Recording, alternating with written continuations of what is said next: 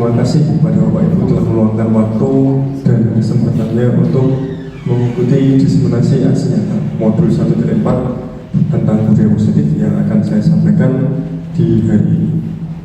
Jadi kegiatan hari ini adalah berbagi tentang terkait dengan budaya positif di sekolah, kemudian apa saja yang ada di dalamnya, sehingga nanti bisa kita terapkan untuk treatment kepada siswa. Nah, di latar belakang dulu. Nah, di sini pendidikan menurut Ki Hajar ini mengarahkan potensi alami anak menuju keselamatan dan kebahagiaan tertinggi, baik sebagai individu maupun anggota masyarakat. Nah, di sini pendidik diibaratkan seperti petani. Jadi, yang merawat tumbuhan hanya dapat membimbing perkembangan alami anak-anak untuk memperbaiki perilaku mereka, seperti merawat anak, memberi nutrisi dan melindungi mereka dari gangguan. Nah, ini yang pengibaratan dari Ki Hajar, yakni guru diibaratkan seperti petani. Nah, karena merawat anak kemudian membantu perkembangannya dengan memberi nutrisi, seperti hanya kita memberikan asupan materi ataupun ilmu kepada mereka.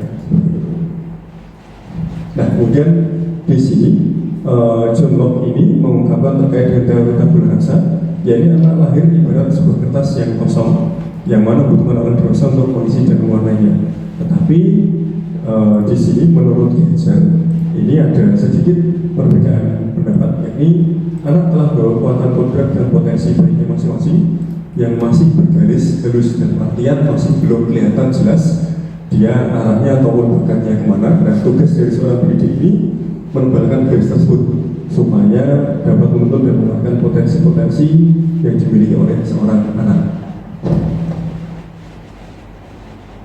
Kemudian seorang pendidik memiliki beragam cara untuk memberi potensi alami anak, seperti tadi yang diceritakan di awal, diibaratkan sebagai petani, kemudian merawat tanaman padi dalam perannya sebagai guru penggerak. Di sini dari yang modul 1.3 yang visi dan misi penggerak, memimpin pelajaran, mendorong kolaborasi antar guru dan menjadi mentor bagi sama guru serta siswa. Kemudian fokusnya adalah memajukan pertumbuhan secara holistik peserta didik dan menciptakan transformasi dalam ekosistem pendidikan dengan menekankan nilai-nilai seperti keberpihakan pada siswa, kemudian kemandirian, kolaborasi, refleksi, dan inovasi. Kemudian kita akan masuk ke budaya positif. Nah, budaya positif di sekolah yang nilai-nilai atau keyakinan-keyakinan dan kebiasaan-kebiasaan di sekolah yang berpihak pada murid. Jadi agar murid dapat berkembang menjadi pribadi yang kritis, penuh hormat dan bertanggung jawab. Kemudian diperlukan perubahan paradigma, yakni melakukan perubahan positif mulai dari diri kita sendiri atau guru yang menjadi teladan bagi siswanya. Kemudian pada hari ini akan ada 7 bahasan singkat yang akan 7 poin pokok yang akan kita bahas terkait dengan konsep utama budaya positif. Yang pertama, perubahan paradigma belajar, lalu disiplin positif, kebutuhan dasar manusia, motivasi perilaku manusia, kemudian restitusi dan posisi kontrol guru, serta pembentukan keyakinan kelas hingga segitiga restitusi. Nah, pembelajaran dengan paradigma baru. Nah, di sini sebelum masuk ke kurmer, jauh sebelum ke kurmer, ini ada pembentukan di pembelajaran dengan paradigma baru. Nah, di sini sambil dijelaskan, pembelajaran dengan paradigma baru merupakan pembelajaran yang dirancang berdasarkan prinsip pembelajaran berdiferensiasi. Dalam artian, sehingga peserta didik belajar sesuai dengan kebutuhannya berdasarkan tahap perkembangan sesuai teori usul kurikulum modern untuk mewujudkan profil pelajar Pancasila. Nah, berdiferensiasi dalam hal ini bukan setiap anak belajar terkait dengan sesuai kemauannya ataupun sesuai dengan materi yang berbeda-beda. Ini terlalu ekstrim untuk diferensiasi per ini. Jadi di sini ada macam-macam. Kalau di kurmer ini ada diferensiasi konten, diferensiasi produk, dan juga diferensiasi yang terkait dengan pembelajaran lainnya. Contohnya diferensiasi produk ini nanti setiap anak misalkan dalam satu kelas diambilkan sebuah tema. Temanya misalkan kalau di NPL ini membuat web. Nah, webnya ini nantinya misalkan kita ambil untuk yang proses web yang dapat memasukkan data, menghapus, melihat, dan juga mengupdate data. Nah, diferensiasinya misalkan di sini diferensiasi konten, anak misalkan dia lebih nyaman di desain UI atau dia buat desain produksinya. Kemudian satunya lagi dia buat tampilannya di bagian back end-nya atau olah data. Nah ini dia bisa masuk sana.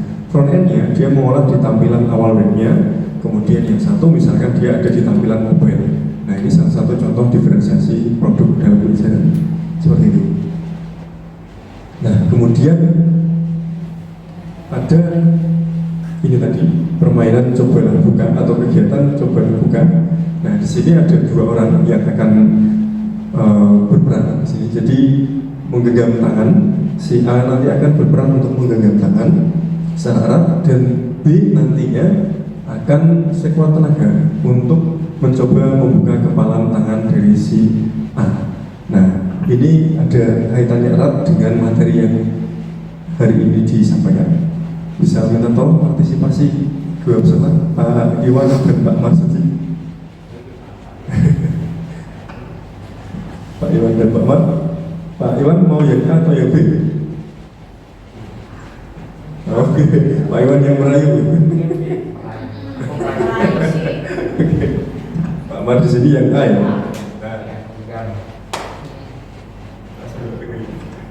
Ini ada apa? Sesuatu yang sangat berharga. Oke, kita boleh ditukar nggak? Sangat berharga sekali Coba buat kan, saya. kalau uang 1 juta kurang. Belum.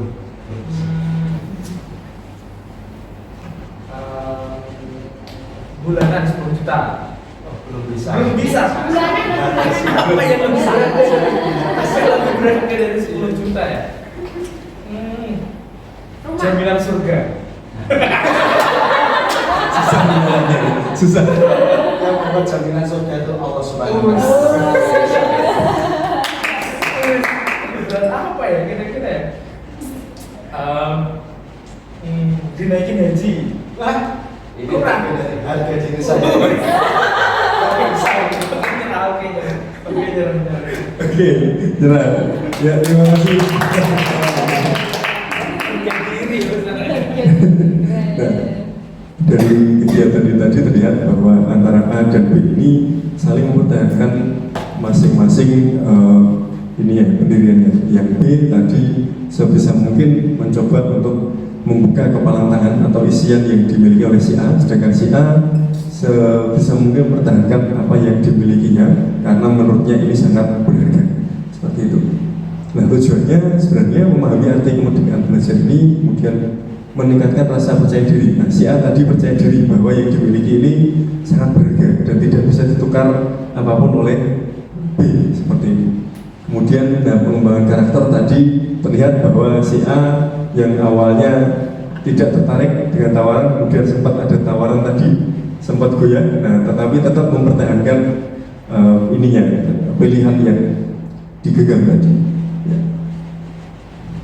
Kemudian lanjut ke teori kontrol dari Dr. William Glasser. Nah, teori kontrol ini sebenarnya dari psikiater dan pendidik Dr. William Glasser mengumumkan, meluruskan beberapa miskonsepsi terkait dengan makna kontrol. Nah, di sini yang sering terjadi, guru ini kan seringnya di dalam kelas merasa bisa menguasai kelas. Nah, ini juga salah satu sebagai yang disebut dengan ilusi dari teori kontrol ini tadi.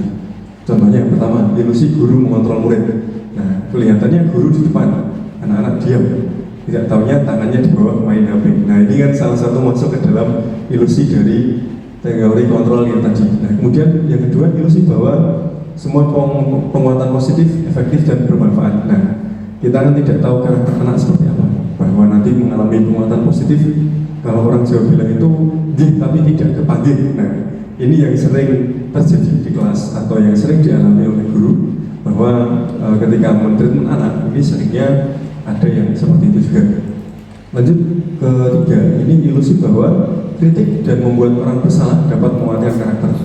Nah, seringkali kalau guru mentreatment siswa yang memiliki kesalahan ataupun melakukan tindakan yang kurang tepat di kelas, ini menggunakan teknik yang ini atau kritik kemudian memojokkan dengan membuat siswa tersebut merasa bersalah. Contohnya misalkan anaknya telat, kemudian dibuat dengan merasa bersalah bahwa gurunya ini nanti dengan beberapa kalimat memojokkan atau membuat anak pada posisi tersebut. Nah, lanjut ilusi bahwa orang dewasa memiliki hak untuk memaksa. Nah, ini adalah ilusi juga bahwa tidak sepenuhnya bahwa orang dewasa ini memiliki hak untuk memaksa atau memaksa kehendak pada siswanya. Nah, mengubah paradigma stimulus respon ke pendekatan teori kontrol. Nah, selama ini yang kita percaya atau yang sudah kita pelajari adalah teori terkait paradigma terkait dengan stimulus respon. Kalau ada stimulus pasti ada respon tertentu. Nah, ini kan sudah lama dipelajari, bahkan sejak dari SD ya, mata pelajaran IPA itu ada stimulus pasti ada respon, atau ada rangsangan pasti ada responsnya. Nah, di sini Stephen Covey menggunakan pendekatan teori kontrol untuk meluruskan dari stimulus respon ini tadi. Nah, contohnya di sini diumumkan bila kita ingin buat kemajuan sedikit, kemudian ubahlah sikap atau perilaku Anda. Namun bila kita ingin perbaiki cara-cara utama kita, maka kita perlu mengubah kerangka acuan kita. Ubahlah bagaimana Anda melihat dunia, bagaimana Anda berpikir tentang manusia. Ubahlah paradigma Anda, pemahaman Anda, dan penjelasan aspek-aspek tertentu tentang realitas. Nah, di tabel ini ada beberapa percontohan, mulai dari yang stimulus respon ini semua orang melihat hal sama. Contohnya, kemudian di teori kontrol setiap orang memiliki gambaran yang berbeda. Nah, gampangnya untuk pemahaman dari ini, dari stimulus respon ke paradigma teori kontrol, stimulus respon ini kalau kita baca sekilas ini memang sudah mengakar atau tertanam di dalam benak kita bahwa contohnya seperti saya bisa mengontrol orang lain. Nah, ini memang secara naluriah pasti kita akan berpikir secara stimulus respon seperti itu. Tapi kalau kita menggunakan pendekatan teori kontrol, nah maka kita akan bisa memandang dari sudut pandang lain. Anda tidak bisa sepenuhnya mengontrol orang lain. Seperti itu terkait dengan perbedaan stimulus respon dan teori kontrol. Nah, apa arti dari disiplin? Nah, disiplin yang sudah biasa kita percayai, bukan yang biasa kita mengerti, tapi kita percayai bahwa disiplin itu harus tepat waktu untuk menghindari hukuman. Benar nggak Bapak Ibu? Iya.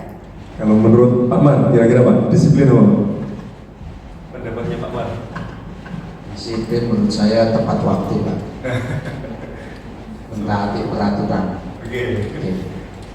Terima kasih Pak. Nah, ini memang sudah gampangnya seperti tadi, stimulus respon tadi sudah mengakar di pemahaman kita bahwa disiplin itu ya terkait dengan menghindari hukuman. Secara tidak langsung kita bertindak untuk menghindari hukuman. Nah, di sini disiplin diartikan sebagai konsistensi dalam mengikuti aturan dan tanggung jawab untuk mencapai tujuan yang diinginkan dengan sikap dan tindakan yang tepat. Nah, hampir tadi kan tepat waktu ya Pak ya. Sama apa tadi Pak? Mentaati peraturan. Oke. Nah, disiplin diri di sini membuat orang menggali potensinya menuju sebuah tujuan apa yang dihargai dan bermakna. Kemudian seseorang yang memiliki disiplin diri berarti mereka bisa bertanggung jawab terhadap apa yang dilakukannya karena mereka mendasarkan tindakan mereka pada nilai-nilai kebajikan universal. Contoh-contohnya nilai-nilai kebajikan universal ini memang nilai kebajikan yang sudah lama tertanam di dalam ya diri kita maupun di society ataupun di lingkungan kita. Contohnya seperti kejujuran dan lain sebagainya. Ini contoh-contoh nilai kebajikan universal. Nah, lalu disiplin positif. Nah, sekarang kita kerucutkan dari tadi yang disiplin secara global atau universal, lanjutkan ke disiplin positif. Nah, ini salah satu cara disiplin yang bertujuan untuk menumbuhkan kesadaran serta memberdayakan peserta didik atau siswa tanpa imbalan penghargaan, reward, ancaman atau hukuman. Nah, sebagai pendidik, tujuan kita adalah menciptakan peserta didik yang memiliki disiplin diri, sehingga mereka berperilaku mengacu pada kebajikan universal, kemudian memiliki motivasi intrinsik dalam perubahan perilaku ke arah yang lebih baik. Nah, di sini disebutkan disiplin positif menghindari penghargaan, ancaman atau hukuman. Nah, secara tidak langsung memberikan reward ini akan menjadi sebuah perulangan bagi mereka dan lama-kelamaan akan menjadi kebiasaan. Contohnya misalkan kita memberikan tugas kepada anak. Nah, secara awalnya memang kita tidak terasa sebagai pemberi penghargaan ini, secara berkelanjutan akan menimbulkan sifat ketergantungan. Nah, benar Pak, ketergantungan kepada siswa. Contohnya misalkan kalau tidak mengerjakan ini atau misalkan selesai paling duluan akan mendapatkan snack seharga ini ataupun nominal sebelah ini. Nah, ini secara tidak langsung akan menanamkan kepada seseorang bahwa setiap pekerjaannya akan harus mendapatkan penghargaan atau rewardnya. Kemudian ancaman dan atau hukuman. Nah ini tadi seperti yang saya bilang di awal, disiplin yang tertanam di kita adalah mestinya terkait dengan untuk menghindari hukuman. Nah ini tadi makanya disiplin positif di sini disiplinnya menggunakan pendekatan motivasi intrinsik. Jadi bagaimana membuat peserta didik mereka menyadari bahwa ini adalah salah satu kebutuhan yang harus dilakukan oleh mereka. Nah, kebutuhan dasar manusia. Di sini segala sesuatu yang kita lakukan untuk mendapatkan apa yang dapat dilakukan, untuk mendapatkan yang diinginkan. Kemudian seluruh tindakan yang kita lakukan memiliki tujuan tertentu, dan semua usaha terbaik yang kita lakukan adalah dalam rangka agar kebutuhan dasar kita terpenuhi dengan baik. Nah, kebutuhan dasar manusia ini menurut Bapak Ibu, menurut Pak Iwan, kebutuhan dasar manusia itu contohnya apa Pak?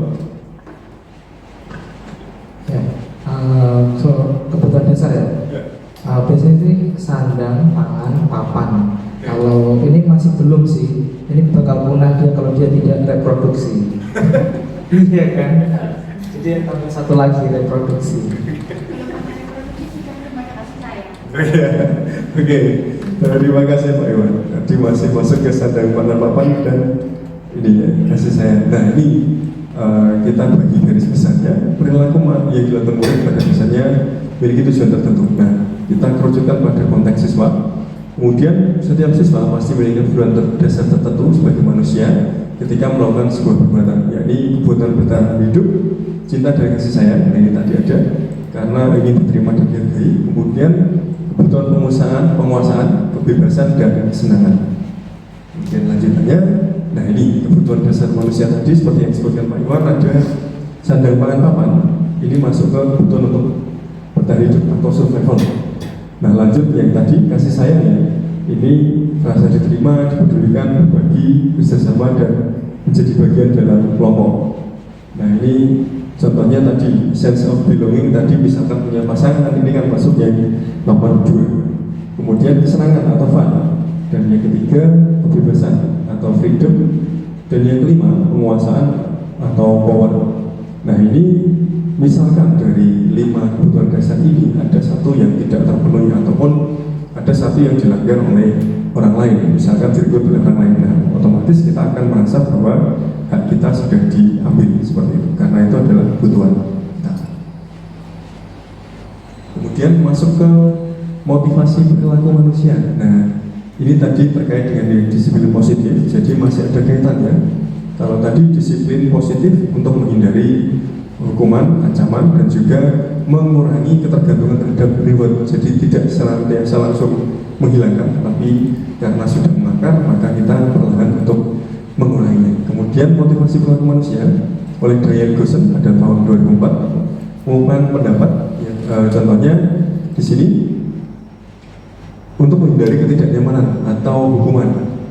Nah contohnya murid bertanya, apa yang akan terjadi jika saya tidak melakukannya? Nah, hal tersebut merupakan motivasi eksternal. Contohnya misalkan apa yang terjadi misalkan saya tidak mengerjakan tugas dari Pak Latif. Nah, kira-kira dapat hukuman apa atau dapat ancaman apa? Misalkan ancaman bahwa dia harus mengerjakan overtime atau menambah waktu untuk pekerjaannya. Kemudian untuk mendapatkan imbalan atau menghargai diri lain, murid bertanya, contohnya apa yang akan saya dapatkan bila saya melakukannya? Nah ini juga pakai menggunakan metode motivasi eksternal. Misalkan, nanti saya mau mengerjakan tugas Bu Rima paling awal supaya nanti saya dapat snack. Nah ini merupakan motivasi eksternal juga, karena siswa bergerak atau orang bergerak berdasarkan reward ini tadi. Kemudian yang ketiga, untuk menjadi orang yang mereka inginkan dan menghargai diri sendiri dengan nilai-nilai yang mereka percaya. Nah, murid akan bertanya, akan menjadi orang yang seperti apa jika saya melakukannya? Nah, ini merupakan motivasi internal. Nah, kaitannya dengan yang tadi disiplin positif menggunakan motivasi intrinsik yang berasal dari diri mereka masing-masing untuk menuju perubahan ke arah yang disiplin positif tadi, seperti itu. Nah, mudahnya seperti ini untuk pengertiannya. Jadi motivasi eksternal berada di yang ranah pertama untuk menghindari ketidaknyamanan atau hukuman. Nah, yang paling dasar kenapa kita melakukan sesuatu, atau misalkan tadi disiplin tepat waktu untuk menghindari hukuman, ya Pak Mar tadi ya yang diungkapkan. Nah ini adalah motivasi eksternal. Apa yang terjadi apabila saya tidak tepat waktu datang ke sekolah seperti itu? Otomatis lama-kelamaan akan dipanggil untuk pembinaan. Nah biasanya kan seperti itu. Kemudian yang kedua, untuk mendapatkan imbalan dari orang lain atau institusi. Nah apa yang akan saya dapatkan apabila saya melakukannya? Nah ini masih menggunakan motivasi eksternal juga, karena dia berharap dapat reward atau imbalan dari apa yang dia lakukan. Nah, seperti ini. Kemudian yang terakhir, yang ketiga, motivasi internal, datangnya untuk menghargai diri sendiri, menjadi insan sesuai harapan kita. Jadi saya akan menjadi orang seperti apa apabila melakukannya. Nah ini menggunakan motivasi internal yang menjadi tujuan dari disiplin positif. Kemudian motivasi, dorongan yang timbul pada diri seorang secara sadar atau tidak sadar untuk melakukan suatu tindakan untuk tujuan tertentu. Nah ini menurut KBBI atau Kamus Besar Bahasa Indonesia. Lalu ada motivasi eksternal, ya yang tadi sudah dibahas. Murid melakukan kedisiplinan karena takut. Nah faktor takut, kemudian menghindari dari hukuman atau mengharapkan untuk penghargaan. Nah ini kan ada ancaman, hukuman, sama reward yang tadi dibahas di awal terkait dengan disiplin positif. Lalu motivasi internal, nah murid melakukan disiplinan dikarenakan sadar akan nilai-nilai kebajikan dalam dirinya, menghargai nilai kebajikan diri sendiri. Nah jadi misalkan tadi dia datang tepat waktu, kira-kira nilai kebajikan apa yang menjadi motivasi internalnya? Datang tepat waktu, kesadaran dirinya akan nilai kebajikan apa kira-kira Bapak Ibu? Ya, disiplin. Jadinya dia datang tepat waktu, kemudian masuk ke jujur kan? Karena dia jujur, karena dia kalau datang lebih waktu kan dia berarti tidak jujur karena sudah mengurangi waktu juga. Nah, kemudian nah ini tadi perbedaannya ketika anak menggunakan motivasi eksternal dan juga internal, maka akan berbeda juga treatmentnya. Ada ketakutan terhadap ancaman, kemudian pengharapan terhadap reward, dan juga terhadap hukuman, takut akan dihukum. Nah kalau internal, maka dia akan senantiasa berubah menjadi yang lebih baik untuk versi sendiri. Nah kemudian konsep disiplin dengan pendekatan restitusi. Jadi tadi bagaimana menghindari hukuman, ancaman, dan penghargaan yang berlebih atau yang menimbulkan ketergantungan kepada siswa. Nah salah satunya bisa menggunakan pendekatan yang namanya restitusi. Nah sebuah cara menanamkan disiplin pada murid. Nah menurut Daniel Goosen pada tahun 2004, apa itu restitusi? Restitusi adalah proses menciptakan kondisi bagi murid untuk memperbaiki kesalahan mereka, sehingga mereka bisa kembali kepada kelompok mereka dengan karakter yang lebih kuat. Nah, jadi seringnya kalau dihukum, contohnya seperti hukuman itu kan kita tidak memisahkan anak dari kelompoknya, tapi kadang kita menghukum anak itu di dalam kelas itu tadi. Nah ini kan berbeda dengan treatment yang dilakukan di restitusi. Restitusi ini anak dipisahkan dulu dari kelompoknya, direstitusi dulu, kemudian dikembalikan lagi ke kelompoknya untuk memperbaiki sikap seperti itu. Nah, ciri-ciri restitusi, Bapak Ibu. Jadi di sini menguatkan dan fokus pada solusi yang pertama. Kemudian fokus pada karakter, bukan pada tindakan. Nah, kalau hukuman bedanya tadi kan langsung pada tindakan. Dan juga reward ini kan pada tindakan, karena ada tindakan memberi untuk memberikan imbalan kepada siswa. Nah, kemudian bukan menebus kesalahan, tapi belajar dari kesalahan. Nah, ini ciri restitusi yang ketiga.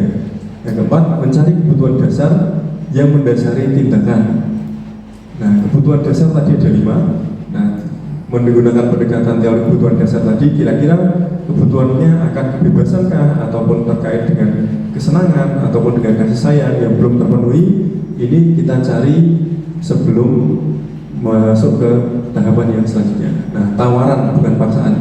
Kalau hukuman kan sifatnya paksaan, mau tidak mau harus menurut. Kalau ancaman juga ada unsur paksaan, karena kamu kalau tidak mengerjakan nanti silakan keluar, tidak usah masuk kelas lagi. Nah, kalau tawaran ini maka ada negosiasi antara, dan juga interaksi ketika diskusi di restitusi ini tadi. Kemudian memperbaiki hubungan. Jadi, nah hubungan yang sudah tadinya misalkan dia di kelas melakukan pelanggaran dan lain sebagainya, ini diperbaiki menggunakan restitusi. Kemudian menuntut untuk melihat ke dalam diri. Jadi sambil menggali kira-kira apa yang kamu langgar, kemudian kira-kira nanti bagaimana selanjutnya yang akan kamu lakukan untuk bisa menebus itu tadi. Nah, perbedaan contoh kasusnya murid datang terlambat ke sekolah. Kalau hukuman, murid diminta berdiri di depan kelas, guru marah-marah ke murid, kemudian murid disuruh menulis, saya tidak akan terlambat lagi sebanyak 100 kali. Nah, ini mungkin memang pernah kita alami dulu ketika pendidikan di masa kita ya Pak Ibu. Nah, sedangkan konsekuensi ini agak beda lagi. Konsekuensi ini yang kalau hukuman ini kan sifatnya tadi spontan, jadi tidak sepakati sebelumnya, tetapi karena kondisi atau keterpaksaan di situ harus disepakati oleh salah satu pihak, karena yang meminta adalah yang memiliki wewenang seperti itu. Kalau konsekuensi sebelumnya sudah diatur, sudah ada peraturannya, dan memang yang melakukan pelanggaran maka harus menjalankan konsekuensinya tersebut. Nah, contohnya sini konsekuensi guru memberikan konsekuensi berada di dalam kelas selama jam istirahat berlangsung. Kemudian guru tegas dan murid menghormati peraturan. Nah, ini salah satu ciri konsekuensi. Sedangkan restitusi, guru menanyai keyakinan kelas yang telah disepakati dan guru membantu menyelesaikan masalah. Nah, ini yang kedua, murid terbuka dan menghormati dirinya dan orang lain. Nah, perbedaannya dengan hukuman dan konsekuensi pada restitusi ini adalah perkembangan karakter dari siswa.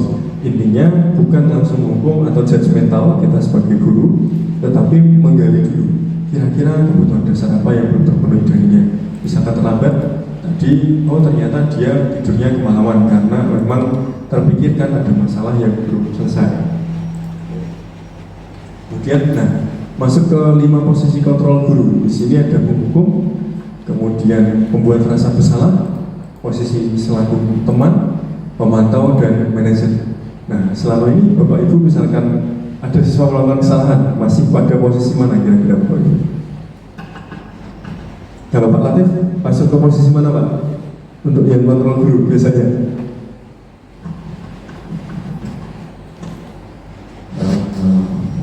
Lebih ke pemantau maksudnya. Pemantau. Untuk treatmentnya, pemantau itu kita melihat anak-anak dan memahami apa kendala mereka sehingga kita bisa memberikan solusi dan motivasi ke anak, dan itu menjadikan anak itu bisa menyadari akan kesalahan yang dilakukan atau kegiatan-kegiatan yang sudah dilakukan dia. Terima kasih Pak. Untuk pemantau ya Pak Latif berarti ya. Nah, ini sebenarnya ada levelnya juga di posisi kontrol guru.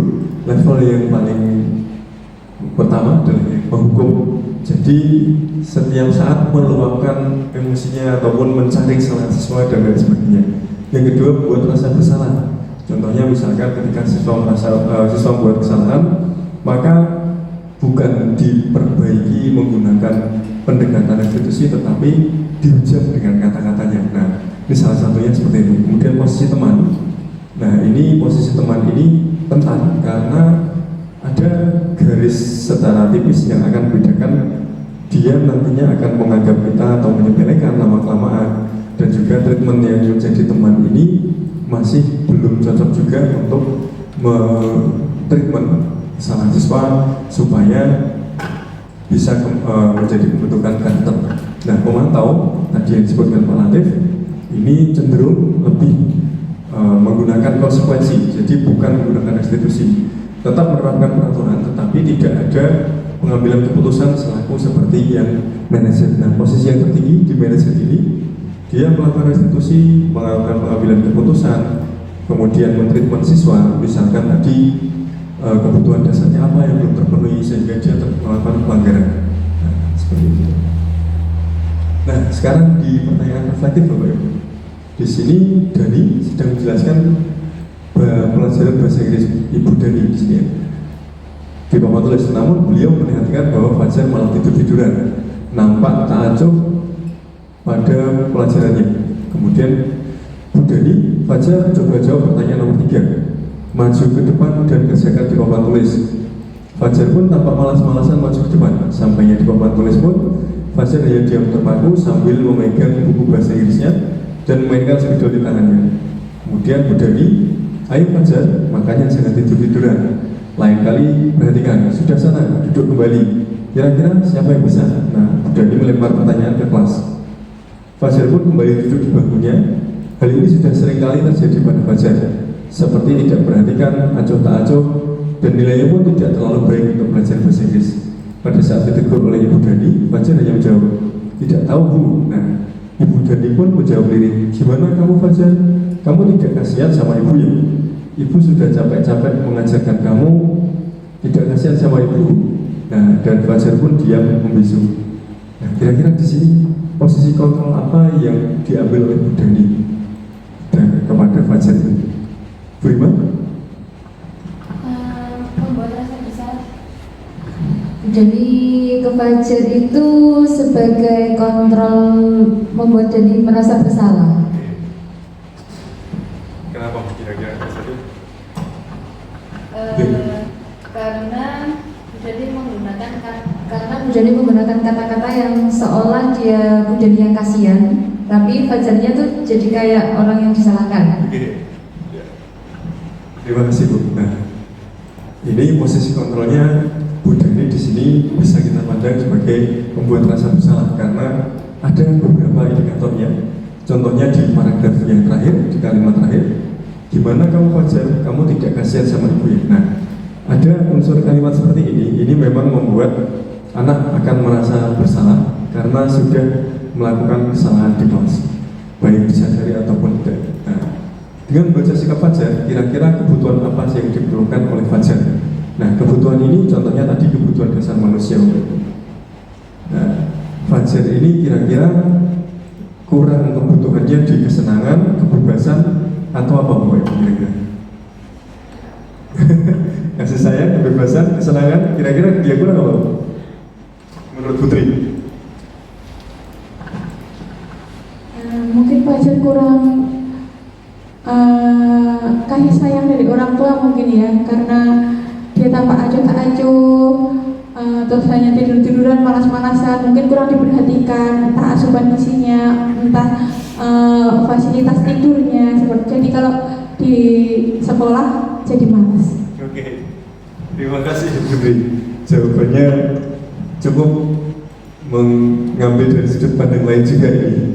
Nah, jadi tidak ada di sini tidak dijelaskan indikatornya terkait dengan kenapa Fajar ini malas-malasan. Nah, kalau dipandang tadi kurang kasih sayang, mungkin juga karena memang kita tidak tahu kondisi di rumahnya kan. Nah, kemudian kalau di sini Fajar ini inginnya kebebasan. Kalau seperti di skenario, mungkin juga Fajar butuh yang namanya kebebasan. Tadi kebutuhan dasarnya terkait dengan kebebasan, tapi dia salah penempatan. Nah, karena dia di dalam kelas seharusnya yang ada keyakinan kelas di dalamnya pasti ada keyakinan kelasnya yang bernilai berdasar nilai bahasa universal. Nah, kemudian apabila Ibu Dhani mengambil posisi pemantau, nah apa yang akan dilakukan atau dikatakannya? Nah, misalkan di posisi pemantau, nah tadi pemantau ini dia lebih mengarah ke konsekuensi. Jadi Fajar, misalkan kamu tidur-tiduran di kelas, nanti silahkan nambah jam atau nambah menit setelah istirahat 15 menit untuk mengerjakan tugas saya. Nah, seperti itu contohnya untuk yang pemantau, karena dia menggunakan konsekuensi dan juga tidak fleksibel. Nah, kemudian di sini apabila kepala sekolah di sekolah Fajar metode ini tindak lanjutnya bagaimana? Nah, ini tentunya akan diatasi oleh Bu Dhani terlebih dahulu sebelum naik ke kepala sekolah, Bapak Ibu, seperti itu. Dengan tadi yang kita bahas sebelumnya menggunakan restitusi. Nah, contoh penerapan 5 posisi kontrol di sini. Contoh kasus murid tidak memakai atribut lengkap saat upacara bendera. Nah, ini yang paling sering terjadi ya setiap hari Senin dan hari-hari besar lainnya. Kemudian misalkan di posisi penghukum, nah patuhi peraturan sekolah, berdiri di barisan lain. Nah ini sering terjadi tidak Bapak Ibu? Nah akhirnya siswa ada yang berbeda barisan karena mereka tidak menggunakan atribut secara lengkap. Kemudian membuat merasa bersalah. Nah ketika berhadapan dengan siswa individu per individu, maka misalkan terjadi percakapan, berapa kali saya bilang dengan kamu, saya kecewa dengan kamu. Nah ini salah satunya membuat rasa bersalah, indikatornya ada yang seperti ini. Lanjut, misalkan di posisi teman, nah, dengan nada santai bicaranya, kemudian tidak membuat siswa merasa bersalah ataupun merasa harus ada yang diubah.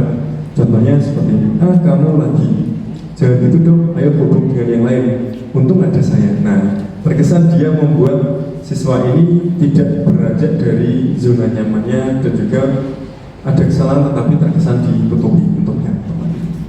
Kalau pemantau, nah di sini pemantau, kamu sudah melanggar peraturan sekolah, kamu tahu kan konsekuensinya, nanti saya cek kerjakan apa yang seharusnya kamu lakukan. Nah pemantau tadi cenderung datar dan juga menggunakan konsekuensi. Jadi di level pemantau dulu kurang fleksibel, tetapi dia cenderung menggunakan konsekuensi dari aturan yang sudah ada. Nah terakhir di level manager, apakah kamu tahu kesalahan kamu? Apa kira-kira pendapatmu? Kemudian bagaimana cara memperbaiki kesalahanmu? Nah ini sebagai manager seperti antara coach kepada coachnya. Jadi di sini menggali kira-kira siswa ini kenapa sampai bisa melakukan pelanggaran, dan juga treatmentnya akan dibedakan antara dengan pemantau. Kalau pemantau kan langsung kita luruskan dengan aturan yang ada, kemudian konsekuensinya kita berikan. Nah yang level manager ini lebih fleksibel karena dia menggunakan pendekatan seperti ini. Nah yang terakhir terkait dengan keyakinan kelas. Nah mengapa keyakinan dan bukan peraturan, nanti akan ada penjelasan setelahnya. Nah keyakinan kelas ini sesuatu yang diyakini bersama, yang berasal dari penyatuan pikiran untuk menjadi nilai-nilai kebaikan untuk diturunkan di dalam kelas. Nah kemudian ini perbedaannya keyakinan kelas, hukuman dan penghargaan. Mengapa tidak peraturan saja? Mengapa harus keyakinan kelas? Nah yang sudah-sudah sebelumnya ketika kita dulu waktu masih sekolah, ini kan banyak yang tertulis di kelas dicetak peraturan kelas. Nah, contohnya misalkan dulu rambut harus rapi, kemudian seragam harus lengkap atributnya. Nah ini peraturan kelas ataupun apa yang harus dilakukan di dalam kelasnya. Nah mengapa tidak peraturan saja? Mengapa harus keyakinan? Nah di sini timbul pertanyaan, mengapa kita memiliki peraturan harus menggunakan helm bila mengendarai kendaraan beroda? Dan mengapa kita memiliki peraturan 3M, menggunakan masker, cuci tangan, dan menjaga jarak 1,5 meter ketika protokol COVID dulu diterapkan ya. Kemudian mengapa kita memiliki peraturan harus datang tepat waktu pada saat mengikuti pelatihan? Nah, untuk mendukung motivasi intrinsik, kembali ke nilai-nilai atau keyakinan-keyakinan yang lebih menggerakkan seorang dibandingkan mengikuti serangkaian peraturan-peraturan. Nah, kalau peraturan, maka tadi ada unsur keterpaksaan, unsur takut, cemas terhadap hukuman dan ancaman. Tetapi kalau keyakinan, mereka akan secara perlahan meyakini bahwa nilai kebajikan universal yang tertanam dalamnya itu memang yang sudah seharusnya mereka lakukan dan sudah seharusnya dijalankan. Nah, contoh perbedaannya ada di sini, peraturan dengan keyakinan kelas. Contohnya, selalu kembalikan buku ke tempatnya. Kemudian dilarang mengganggu orang lain, hadir di sekolah 15 menit sebelum pembelajaran dimulai, dilarang melakukan kekerasan, kemudian dilarang menggunakan narkoba, kemudian bergantian atau menunggu giliran, gunakan masker, kemudian jangan berlari di kelas atau koridor. Nah, kolom sebelah kiri kalau kita amati Bapak Ibu di peraturan ini kan memang terkait dengan perintah dan larangan. Contohnya selalu kembalikan buku tempatnya. Nah ini mengandung kalimatnya kalimat yang pemerintah karena harus dilakukan. Kalau tidak dikembalikan ke tempatnya, ini akan diberikan konsekuensinya. Konsekuensinya contohnya misalkan tidak boleh lagi mengambil buku yang ada di kelas tersebut. Nah, kemudian kalau yang larangan, contohnya dilarang bagi orang lain, kemudian dilarang menggunakan narkoba, dilarang melakukan kekerasan dan lain sebagainya. Nah, kalau keyakinan kelas Ini menggunakan pendekatan nilai kebajikan universal. Contohnya yang pertama tanggung jawab, menghormati orang lain dan diri sendiri, menghormati orang lain, komitmen pada tujuan komitmen, keselamatan, menghormati orang lain, kemudian kesehatan, menghormati orang lain, dan kesabaran. Nah, ini salah satunya keyakinan kelas yang bisa dipakai di dalam kelas untuk mengatur, bukan mengatur siswa, kalau mengatur namanya peraturan ya, yang bisa diyakini bahwa nilai kebajikan universal yang tertanam di dalamnya ini akan memperbaiki karakter mereka. Nah, contoh proses buatan keyakinan kelas, merumuskan peraturan kelas menggunakan sticky notes ya. Kemudian peraturan kelas menjadi keyakinan kelas. Nah, tadi yang contohnya perintah dan larangan yang di peraturan diubah menjadi keyakinan kelas, kalimatnya diperhalus lagi. Nah, penandatanganan keyakinan kelas, kemudian penempelan keyakinan kelas di dinding kelas. Nah, tapi sama dengan penyusunan peraturan, tetapi tadi pendekatan ini ya, kalimatnya berbeda. Kemudian bagaimana membutuhkan keyakinan kelas?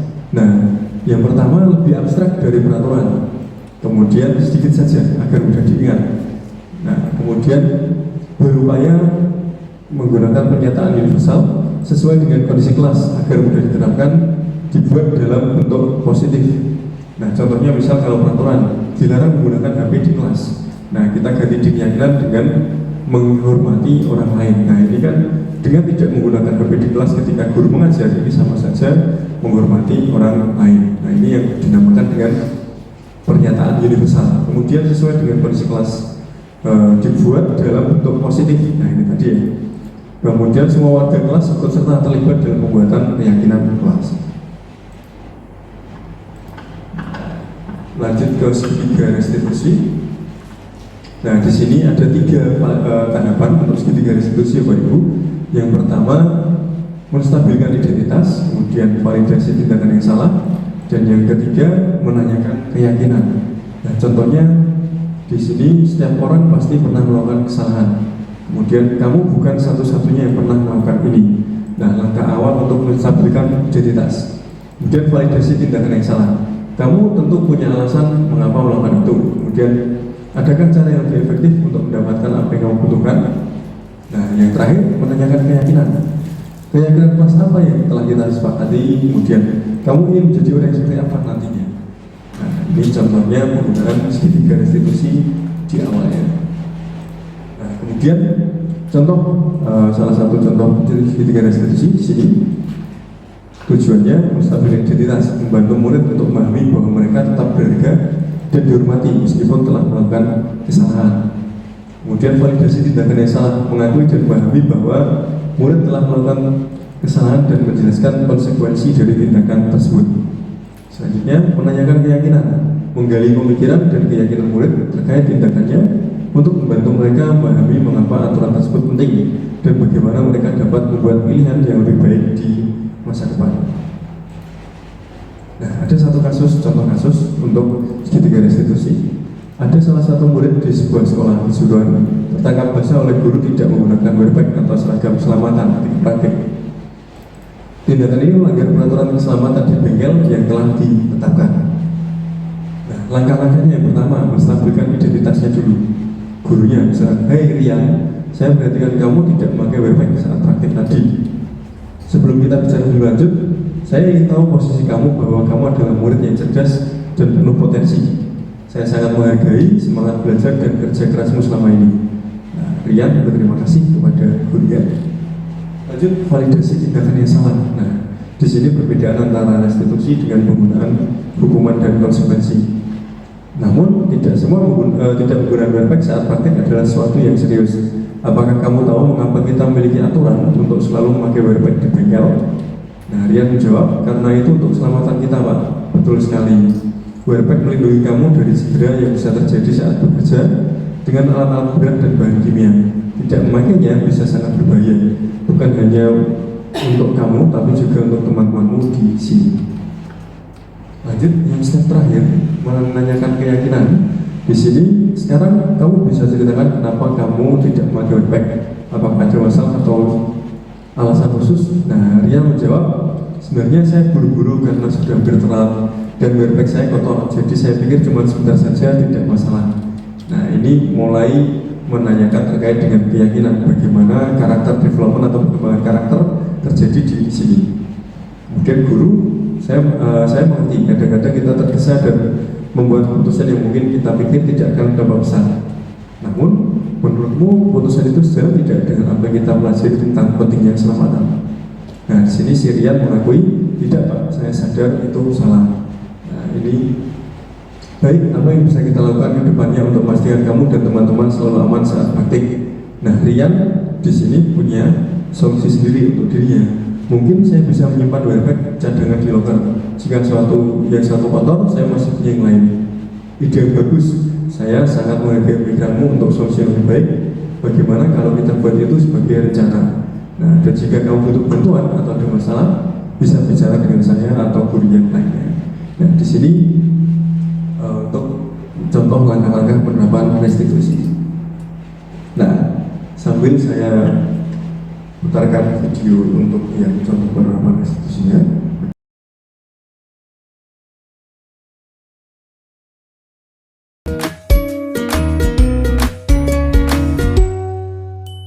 Salam dan bahagia Ibu dan Bapak guru hebat. Pada video kali ini kita akan membahas tentang salah satu program disiplin positif yang diterapkan di lingkungan sekolah yang dikenal dengan nama restitusi.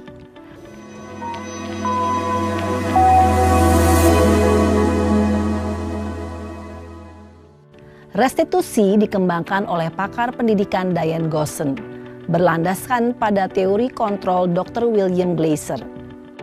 Segitiga restitusi adalah suatu proses dialog yang dijalankan oleh guru atau orang tua agar dapat menghasilkan murid yang mandiri dan bertanggung jawab.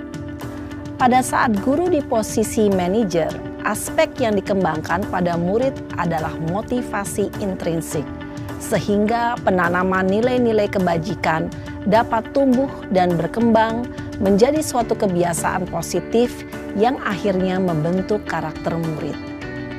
Proses dialog ini terdiri dari 3 langkah yang digambarkan pada ketiga sisi pada segitiga restitusi. Sisi pertama adalah menstabilkan identitas. Sisi yang kedua adalah validasi tindakan yang salah. Dan sisi yang ketiga adalah menanyakan keyakinan.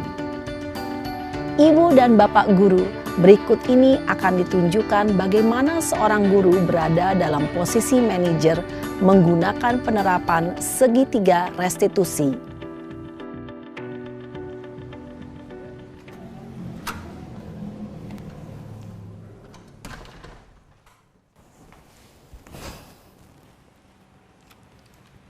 Siang, Sarah. Siang, Pak. Sudah lama nggak ketemu Sarah? Kenapa hari ini ada di sini? Kesel, Pak. Kesel banget. Masa aku dikatain tukang fitnah, Pak? Ya aku marah lah. Aku balik ngatain Eka di depan kelas. Kesel banget. Oh, begitu. Ya pasti kamu marah dan kesal. Bapak juga akan marah apabila ada yang menuduh Bapak seperti itu. Kemudian, pada saat itu, kamu mau melakukan apa? Ya saya langsung ngatain Eka lah, Pak. Kesel banget. Saya bentak-bentak dia depan teman-teman lain. Oh, begitu. Pasti kamu melakukan seperti itu karena suatu alasan tertentu, bukan? Iyalah, masa saya diam saja, Pak? Ya saya bela diri lah. Masa saya dituduh tukang fitnah? Ya wajarlah. Mempertahankan harga diri itu sesuatu yang penting buat kamu. Untung kamu tidak bertindak lebih gegabah lagi. Hanya membentak-bentak. Iya, Pak. Untung saya masih bersabar dan hanya membentak saja. Sudah gemes padahal, saya pasti bela diri lah. Ya pasti ya, tapi kamu memilih untuk tetap bertahan dan bersabar. Kamu memilih untuk tidak berbuat lebih parah lagi, bukan? Iya. Nah, sekarang coba kita lihat lagi. Tindakan kamu yang bentak-bentak Eka di kelas. Tindakan kamu itu kira-kira sesuai dengan keyakinan kelas atau prinsip kamu tidak? Enggak lah, Pak. Capek, Pak, jadi pemarah. Jadi keyakinan atau prinsip mana yang kurang sesuai dengan keinginan kamu? Ya, saya sebenarnya sangat menghargai orang lain. Mungkin saat itu saya menjadi emosi, jadi tidak menunjukkan sikap itu. Kamu meyakini tidak? Menghargai orang lain itu penting buat kamu. Yakinlah, Pak. Iya, setuju. Kita harus saling menghargai. Namun, ada juga keyakinan yang kita sepakati yang perlu kita jalankan apabila kita sedang marah, bukan? Ya, saya bisa lebih proaktif, mulai dengan diri sendiri. Saya bisa jadi lebih bersabar, mengambil waktu jeda untuk berpikir mau apa selanjutnya. Kira-kira kamu bersedia memperbaiki masalah ini tidak? Bersedia, Pak. Kalau kamu memperbaiki masalah ini, kamu akan menjadi orang seperti apa? Saya akan menjadi orang yang bertanggung jawab kali ya, Pak.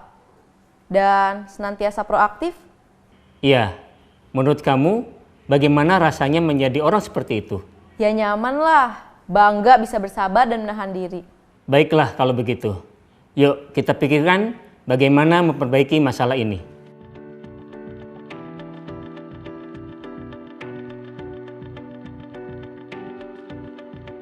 Ibu dan Bapak guru hebat, baru saja kita menyaksikan contoh bagaimana seorang guru berada dalam posisi manajer menggunakan penerapan segitiga restitusi.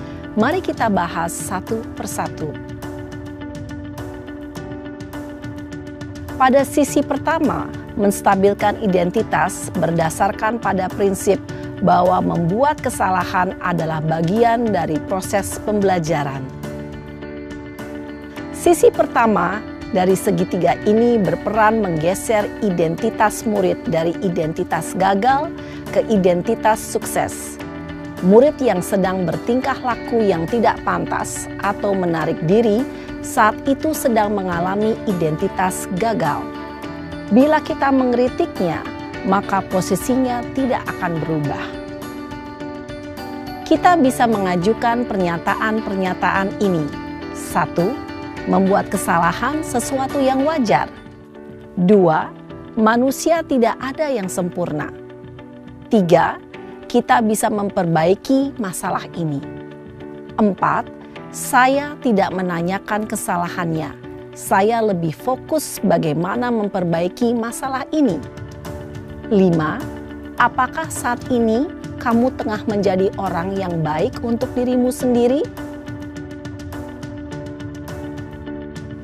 Pada sisi kedua, validasi tindakan yang salah berlandaskan pada prinsip bahwa setiap perilaku berupaya memenuhi suatu kebutuhan tertentu. Guru yang telah memahami teori kontrol akan bergeser dari pemikiran stimulus respon menjadi proaktif dan mencoba untuk mengenali tujuan dari perilaku murid, mengenali dan mengakui kebutuhan murid ini dapat memperbaiki hubungan dengan murid tersebut. Pernyataan atau pertanyaan bisa disampaikan dengan nada suara tidak menghakimi atau memojokkan, sehingga dapat mengembalikan murid pada posisi positif. 1. Kamu bisa saja bertindak lebih gegabah lagi dari ini. 2. Kamu bukan melakukannya tanpa suatu alasan tertentu. 3. Kamu melakukannya karena mempertahankan sesuatu yang penting bagimu. 4. Mungkin kamu bisa mempelajari suatu perilaku baru yang lebih efektif. Bersediakah kamu mempelajarinya? Selanjutnya, kita akan simak sisi terakhir, yaitu menanyakan keyakinan. Teori kontrol menyatakan bahwa pada dasarnya kita termotivasi secara intrinsik. Pada saat perilaku yang salah telah divalidasi dan identitas sukses telah stabil, maka murid telah siap mengaitkan keyakinan-keyakinannya dengan tindakannya yang salah dan pemikirannya telah bergeser ingin menjadi orang yang dituju. Pertanyaan-pertanyaan ini dapat mengaitkan keyakinan-keyakinan yang dianut murid. 1. Sebagai keluarga atau kelas, apa yang kita yakini? 2. Nilai-nilai apa yang telah kita sepakati? 3. Seperti apa gambaran sebuah kelas yang ideal bagi kamu? 4. Kamu ingin menjadi orang seperti apa?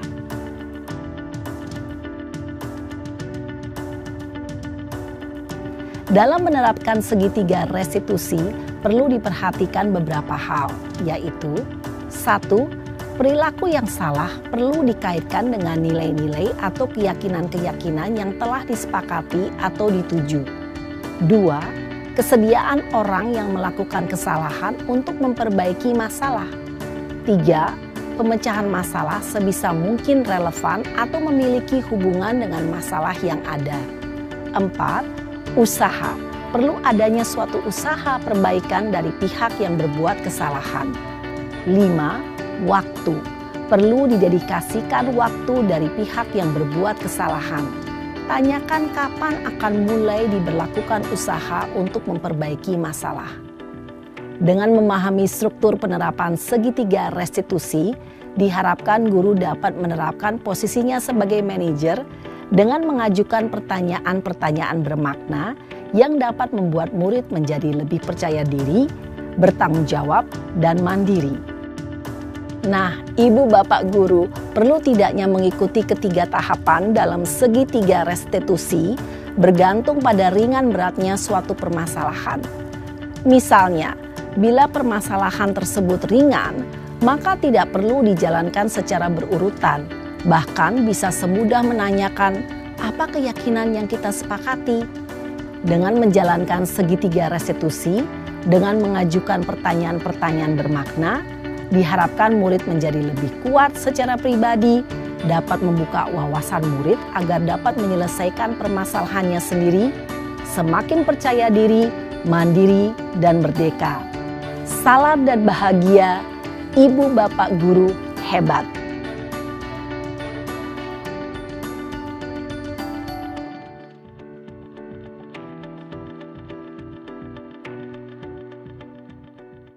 Baik Bapak Ibu, tadi sudah saya paparkan terkait diseminasi budaya positif untuk aksi nyata modul 1.4 dari saya. Sekian penyampaian dari saya, semoga bermanfaat bagi Bapak Ibu guru sekalian. Terima kasih, saya akhiri. Assalamualaikum warahmatullahi wabarakatuh.